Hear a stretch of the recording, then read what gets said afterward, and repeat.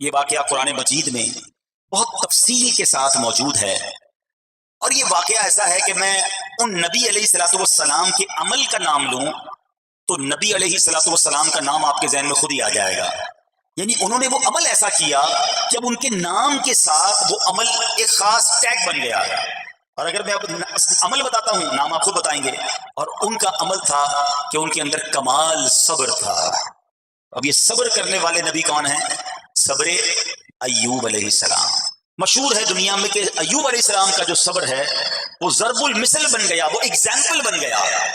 صبر تو بہت سارے لوگوں نے دنیا میں کیا، مصیبتیں تو بہت سارے اللہ والوں پر آئیں، مگر حضرت ایوب علیہ السلام کو اس قدر کمال کا صبر جو ان کا تھا تو کیا واقعہ ہے.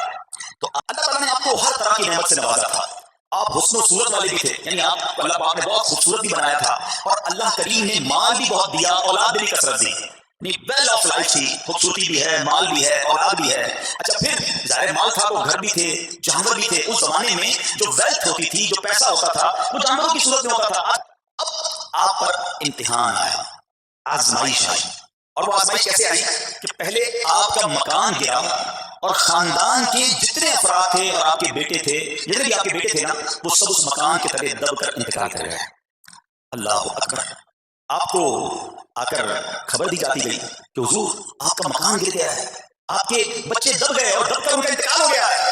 آپ فرماتے تھے میرا کیا ہے، جس کا تھا اس نے لے لیا. جب تک اس نے مجھے دے رکھا تھا وہ میرے پاس تھا، جب اس نے چاہا اس نے واپس لے لیا. اسی نے دیا تھا نا. تھوڑی دیر بعد خبر آئی کہ آپ کے جتنے جانور تھے، ہزارہا اونٹ تھے، بکریاں تھی، ریوڑ کے ریوڑ تھے، سارے جانور جو ہیں وہ مر گئے. کسی نے آ کر کہا کہ اب آپ کی جتنی دولت تھی، جتنے جانور تھے، وہ بھی مر گئے. سبحان اللہ. آپ اللہ کا شکر بجا لاتے، کہتے یا اللہ جو رب کا تھا اس سے واپس لے لیا، اسی کا تھا جتنی دیر چاہا میرے پاس رہا، واپس لے لیا اس نے. میں اپنے رب کی رضا پر راضی، میں اس امتحان پر راضی ہوں. اللہ اکبر. اب کیا ہوا کہ آپ کی تمام کھیتیاں اور جو باغات تھے، بہت بڑی زمینیں تھی، بڑے بڑے کھیت تھے، وہ بھی سارے کے سارے برباد ہو گئے. کسی نے آ کر بتایا کہ حضور اب تو کھیت بھی گئے، اب باغات بھی گئے. آپ نے فرمایا کہ جس کا تھا اس سے لے لیا، میں اس کی رضا پر راضی ہوں. جب تک میرے پاس تھا وہ میرے پاس تھا، رب نے واپس لینا چاہا تو اس نے لے لیا. اب he was empty handed، یعنی اب کچھ بھی نہیں تھا، نہ بچے ہیں، نہ مال ہے، نہ جانور ہے، نہ مکان ہے. مگر حضرت ایوب علیہ السلام کی زبان پر پھر بھی شکر ہے، اب بھی شکر ہے، شکر نہیں ہے کہ اللہ میں تیری رضا پر راضی ہوں. لیکن ابھی امتحان ختم نہ ہوا تھا. شیطان نے حضرت ایوب علیہ السلام کو دیکھ کر اللہ کی بارگاہ میں کہا کہ مولا یہ تیرا بندہ اس لیے تیرا شکر گزار ہے کہ تو نے سے بڑا نوازا ہے، بڑا مال دیا ہے، اولاد دی ہے، گھر دیا ہے. اب رب کریم نے حضرت ایوب پر امتحان بھیجا تاکہ پتہ چلے کہ میرے نیک بندے امتحان کے بعد بھی صبر کرتے ہیں. لیکن جب سب چلا گیا تو شیطان نے کہا کہ ابھی جان تو باقی ہے نا، صحت تو باقی ہے. اللہ اکبر. مزید آزمائش آئی اور یہ ہوا کہ آپ کو بیمار کر دیا گیا. مبارک جسم پر بڑے بڑے آبلے پڑ گئے، تھوڑے جس کو کہتے ہیں وہ پڑ گئے. اس حال میں آپ کے سارے دوست بھی آپ کو چھوڑ کے چلے گئے. آج کل ویسے بھی حال ایسا ہی ہے جناب، جب تک پیسہ ہے، شہرت ہے، آپ کے پاس کوئی مال ہے تو آس پاس بہت سارے لوگ ہوتے ہیں. مگر جب یہ سب چیزیں چلی جائیں نا تو بعض اوقات ایسی کنڈیشن میں اپنے اور پرائیوں کی جانچ بھی ہو جاتی ہے کہ اب کون کھڑا ہے. دوستی مال کے لیے تھی، دوستی شہرت کے لیے تھی، دوستی منصب کے لیے تھی، یا کسی کی ذات سے واقعی خالص دوستی تھی. اور رشتے دار سارے دوست بھی دور چلے گئے سوائے آپ کی فرما بردار زوجہ تھی جن کا نام تھا رحمت بن افرائیم. ایک بیوی ہے، نہ پیسہ ہے، نہ مال ہے، نہ بچے ہیں، واٹ ایور جو تھا سب ختم. مگر زبان ہے کہ اس پر پھر بھی اللہ کا ذکر جاری ہے، پھر بھی شکر جاری ہے، پھر بھی صبر ہے. بات کرنا آسان ہے جناب، مشکل آئے اور صبر کرے بندہ. اصل امتحان یہ ہے زبان پر شکوائے رنجو علم لایا نہیں کرتے، زبان پر شکوائے رنجو علم لایا نہیں کرتے، نبی کے نام لیوا غم سے گھبرایا نہیں کرتے. شکر ہے، شکوہ نہیں ہے. اب کیا ہوا کہ آپ کا سال ہر سال تک یہ محال رہا. یہ 2-4 مہینے کا پرابلم نہیں تھا، کئی سال تک آپ بیمار رہے. آپ کی زوجہ جو ہے وہ خدمت کرتی رہی، پر آپ اس حال میں کیا رب سے عرض کرتے تھے؟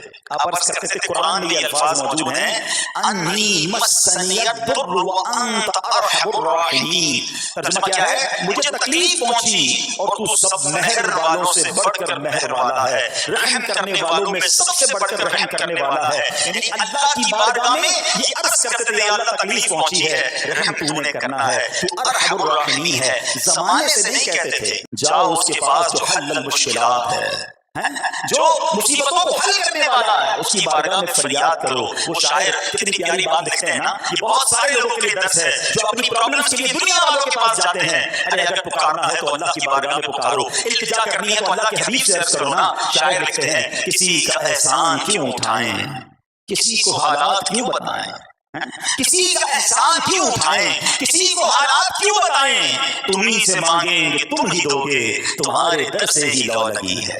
ہم اللہ کی بارگاہ میں عرض کریں، اللہ کے حبیب کی بارگاہ میں لو لگائیں۔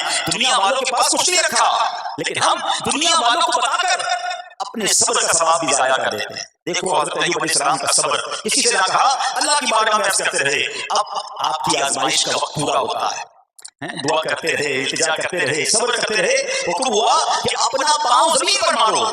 حضرت ایوب علیہ السلام نے پاؤں زمین پر مارا تو زمین سے ایک چشمہ پھوٹ اٹھا۔ حکم الہی سے حکم دیا گیا کہ اس پانی سے غسل کرو۔ آپ نے جب اس پانی سے غسل کیا تو آپ کی تمام بیماریاں دور ہو گئی۔ پھر آپ 40 قدم چلے، دوبارہ زمین پر قدم مارنے کا حکم دیا۔ قدم مارتے ہی ایک اور خوبصورت لذیذ ٹھنڈے پانی کا چشمہ نمودار ہوا۔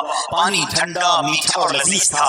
اب آپ نے وہ پانی پیا تو آپ کے باطن میں نور ہی نور پیدا ہو گیا اور آپ کو اعلیٰ درجے کی صحت اور نورانیت حاصل ہو گئی۔ اور سنو، میرا رب تو قادر ہے نا، اللہ تعالیٰ نے آپ کی وہ ساری اولاد جو دب کر کئی سال پہلے مر گئی تھی، انتقال فرما گئے تھے، اللہ نے ان تمام اولاد کو پھر زندہ فرما دیا اور آپ کی بیوی کو دوبارہ جوانی بخشی، اور اب اس کے بعد بھی آپ کی کثیر اولاد ہوئی۔ سنو سنو، جو جانور چلے گئے تھے نا، اللہ نے مویشی، اسباب و خزانہ اس سے زیادہ آپ کو پھر سے عطا فرما دیا۔ صبر کیا تھا نا، ان اللہ مع الصابرین۔ اچھا یاد سب کو ہے یہ آیت، بچپن سے یاد ہے، اللہ صابروں کے ساتھ ہے، صبر کرنے والوں کے ساتھ ہے، مگر صبر کرنا نہیں ہے، امتحان آنا ہے تو صبر کرنا نہیں ہے۔ آیت سب کو پتا ہے، جس کے ساتھ پرابلم ہو جائے نا اس کو بھی بندہ درس دینے جا رہا ہوتا ہے، بھائی صبر کرنا، اللہ آپ کو صبر دے، لیکن جب اس پر امتحان آتا تو یہ صبر کرتا نہیں ہے، دوسروں کو درس دے رہا تھا، آج تیری باری آئی ہے نا، تو صبر کا دامن نہ چھوڑیں۔ میں آپ کو ایک بات سوال پوچھنا چاہتا ہوں، آج کل ہم بڑے لوگوں سے تعلقات کیوں بنانے کی کوشش کرتے ہیں؟ یار جب کوئی مشکل ٹائم آئے گا تو بندہ کام آئے گا، یہ پیسے والا دوست ہے، یہ اس کے تعلقات بہت ہیں، اس کی گورنمنٹ میں بات ہے، اس کی وکیلوں میں بات ہے، 4-5 ایسے دوست ہونے چاہیے۔ ڈاکٹروں کے اندر بڑی اچھی دوستی ہے، کوئی ڈاکٹر کا بھی کام آئے گا تو یہ بندہ کام آ جائے گا۔ ہم دنیا والوں سے تعلقات اس لیے بناتے ہیں تاکہ یار مصیبت آئے تو یہ بندہ کام آئے، اور نارملی اکثر ایسا ہوتا ہے کہ جس سے امید رکھی ہوتی ہے مصیبت کے وقت غائب ہو جاتا ہے، لیکن رب خود قرآن میں فرما رہا ہے ان اللہ مع الصابرین، صبر کر لو، اللہ کی رحمت تمہارے ساتھ ہو جائے۔ آپ نے اپنی زوجہ کو پکارا تو آپ کی زوجہ کچھ دیر میں حاضر ہوئی، تو آپ نے جلال میں آ کر اس کو 100 درے، اپنی زوجہ کو 100 کوڑے مارنے کی قسم کھا لی۔